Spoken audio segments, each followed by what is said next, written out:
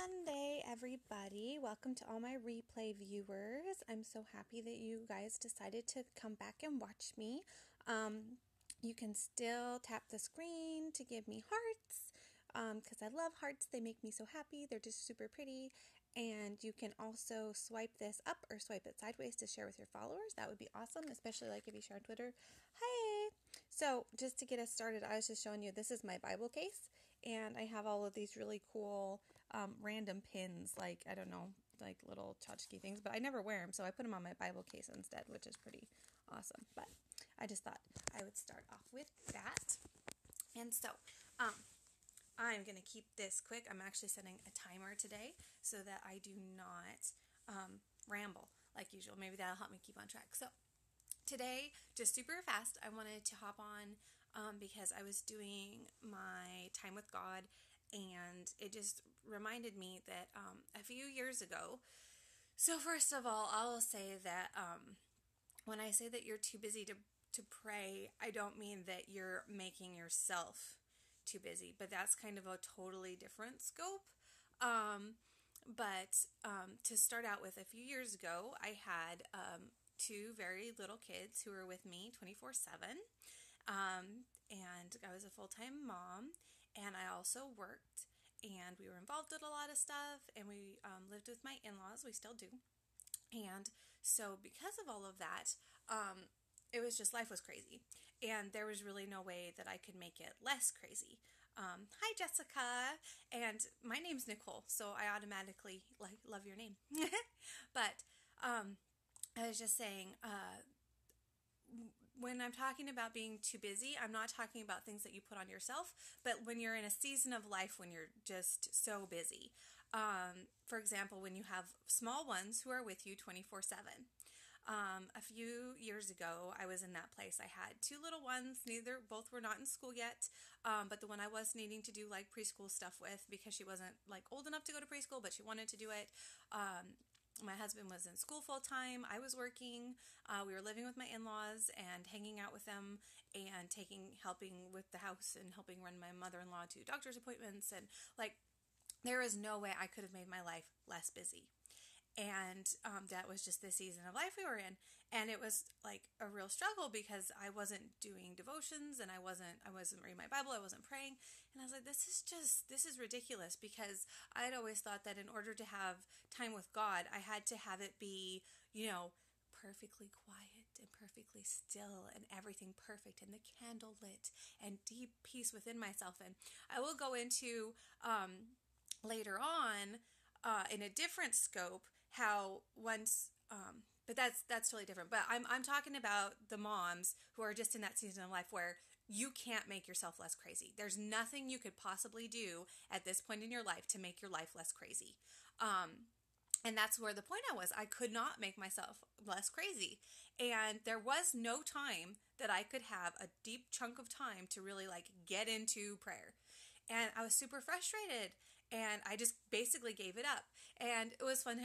One time, I don't even know who to give this credit to, but I saw this thing where this mom was talking about how as a mom, you're sitting there and you're trying to read the Bible or you're trying to pray, and the kids keep coming into the door every 5 seconds, every 5 seconds, every 5 seconds. And then pretty soon you're like, leave me alone, I'm trying to pray. And then you're like, oh, yeah, whoops. Kind of blew that, didn't I? So that's I found myself doing that. So, and that's bad. That's not, talk about totally counterproductive. Yes, you do. You're just like, and they're just like, okay, that was stupid. I'm totally going against what I'm trying for here. But it's so frustrating because you're like, I need to pray. And then you're like, oh, well, that's just, this is not working. So I knew I could not be the only mom who experienced this. And that's why I wanted to do this today. But then I was reading, and I don't even know where I went across, but I was reading a thing from Brother Lawrence. He was like this old-timey monk back in whatever, with 14th, 12th something century. And he talked about that he got to know God the best in the middle of a busy kitchen washing dishes. And I was like, if that is something moms can relate to, it would be that. And I was like, I need to learn more about this guy. And so basically, I learned a couple years ago how to pray without ceasing. I actually learned what the Bible means when it says to pray without ceasing. praying without ceasing is for the crazy busy moms who have so much on their plate that there is not a possible way you can sit down and have like an uninterrupted chunk of prayer. And it was amazing. It changed my life because I learned from the time I wake up and then till the time I go to bed, I have a running conversation with God all day long because I know I'm not going to be able to sit down and have like a nice hour-long chit-chat with him. So I learned that while I was driving, I was praying. While I was folding laundry, I was praying. While I was cooking dinner, I was praying. And it's just like random. And you just really keep it conversational. And it's kind of like you're having a conversation with a person.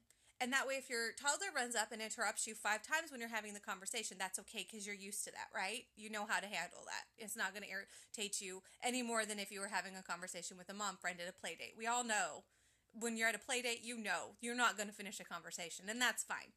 That's you all at the play date. None of you are going to apologize. Oh, we need to get back to that conversation that we didn't start. No, you all know that you're going to have a million interruptions, and that's basically how you need to approach your prayer life right now.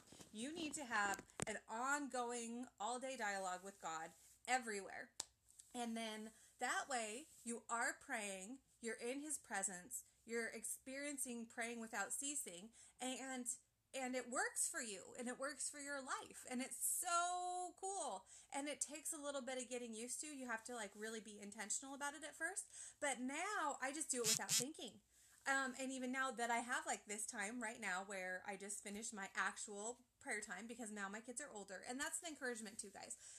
This season that you're in right now, it feels like it lasts. It feels like it's just gonna never end, like you're just always gonna never have time again. But it won't, I promise. It does. You will sleep through the night.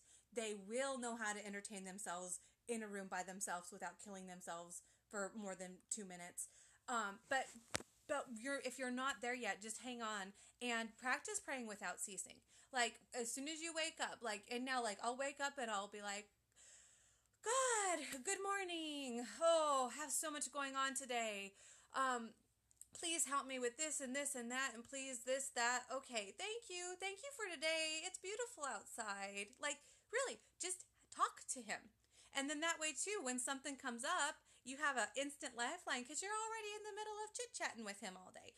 And yes, there's the respect and the reverence that needs to come in your relationship with God. But again, he understands. He knows where you're at. He made you a mom. And he gets it. He's our God, creator, king, but he's also our father. And he understands. He knows what it's like to be a parent with little kids who can't stop pestering. That's what he is for us. So just feel free to pester him all day. And I learned how to do that, and it's changed my life, and it was amazing to see how much less stressed I was, and the answers to those, dish prayers than when I was loading the dishwasher, and also it really helps me too to keep my mind on Christ and in Christ, to have the mind of Christ, because during those times when you're just doing the mindless stuff, what are you doing? Maybe you have music playing, maybe you're watching TV in the background, maybe you're just sitting there thinking about all the things you have to do, but my mind a lot of times goes to these places it shouldn't be. That's when I start comparing myself to others. That's when I start feeling insecure. That's when I start grumbling in my heart, in my mind about stuff without realizing I'm going there. So now that I've redirected that into praying all day long, just in the little random, empty moments, then I found that I don't have that as much. Or if I catch myself, and now one of my prayers is that God will catch me before my attitudes in my mind start going there and kind of set off blaring warning signs. And then I can stop and say, hey, obviously I'm stressing out about this. Can you please help me? And this is not easy. Like I said, this is like anything. It takes a lot of practice, and I've not been doing it as well as I should lately. And I should probably just scope about that. But it established this relationship now with God that I can go to him and I can have heart-to-heart talks with him. And just recently, and I can hear him speak to me in that still small voice. And I really do, hear him. And it's just awesome. And I never really experienced that before I established the praying without ceasing. And it's such a great way to have a prayer life as a mom.